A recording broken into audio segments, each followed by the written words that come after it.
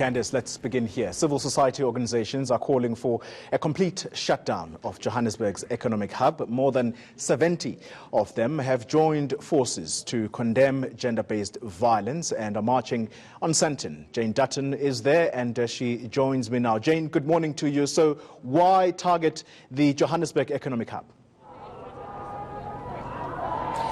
Corley, they say it's not business as usual. What's going on in the country is horrific. It's time to stop talking. It's time to elicit change. The organisers were telling us a little earlier on that what they're calling for is a 2% tax on the profits made by companies listed on the JSE, and to that end they're going to be handing over a memorandum at 10 o'clock this morning. This is a pretty enthusiastic gathering. People started arriving at 3 o'clock this morning. It's not meant to be political, but rather to elicit change. Now, somebody who sees some of the trauma that women face in this country on a daily basis, because just remember that one woman gets killed every 3 hours in this country. Last year, something like 179,000 cases against women were registered. So you can imagine how many go unregistered, how many faceless women are out there who have had horrific things happen to them that we don't even know about. Wayne Minna for the Johannesburg Metro Police Department joins me. Very good morning to you. Firstly, tell us about the plans today and what you are expecting. Yes, a huge contingent of officers already on duty since 3 a.m. this morning. So we have blocked off Maud Street, is now closed, between West Street and Rivonia Road. It's not accessible. And then we've also blocked off Gwen Lane between Fredman and Maud Street. And we have got officers on the perimeter of this area to manage the traffic. The traffic flow is as well. So far, there's no glitches, no obstruction, and we've got the situation under control. All right, I know that the police can sometimes be a little heavy-handed in this country. I mean, it's obviously going to be a peaceful day here. Are the police going to be doing their bit on this side, just keeping an eye on things?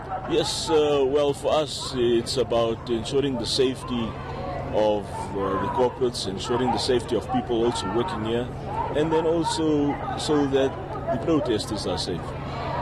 We've got a lot of officers on duty. We are prepared for this protest, but so far everything's going well. Now, Wayne, I mean, I know you and your men and your women are aware of the rape situation, the murder situation of our women in South Africa. Tell us about the situation here in Gauteng and what you experience on a daily basis. Yes, Johannesburg is an extremely busy area and highly populated area. And officers are busy all the time with a variety of offences and crime.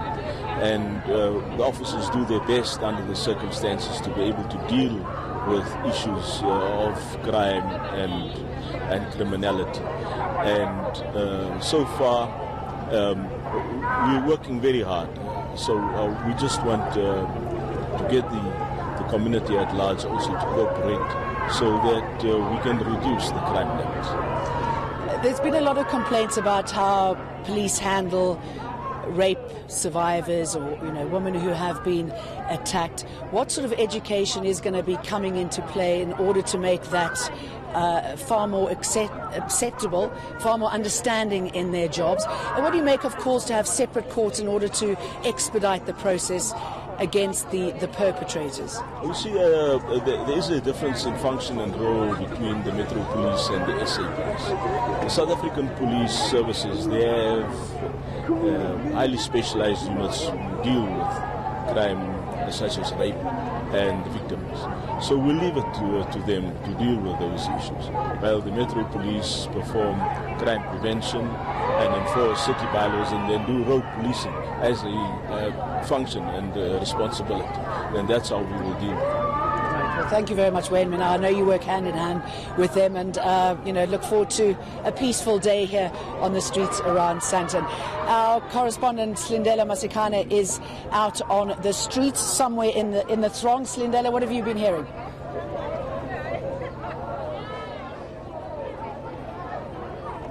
Well, Jane, we're about to find out. I will be speaking to some of the women and the men who have decided to join this protest outside the JSE. Of course, it's business unusual. The message here today is that it cannot be business as usual as women, children and non-conforming gender people continue to die on a daily basis. I'm going to ask my colleague Tando to just walk with me.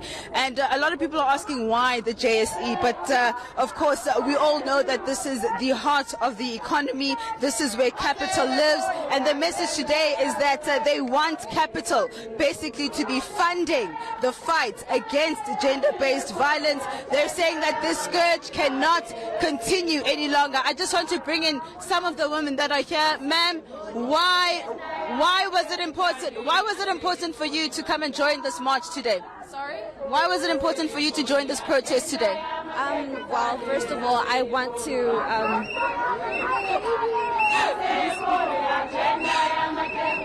Why was it important for you to join this protest today? It was important for me to come to this march because I'm a mother of 2 girls and I'm a nurse.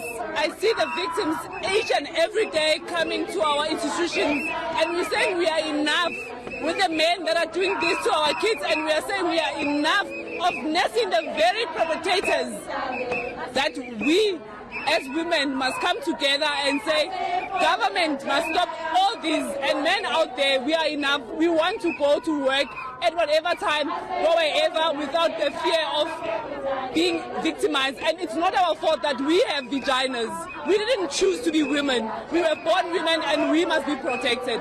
That's the reason why I came here. All right. So we'll be hearing a lot more from women that are here today, as well as the men, on why they decided to also come and join this protest. But I'm going to take you back to Jane.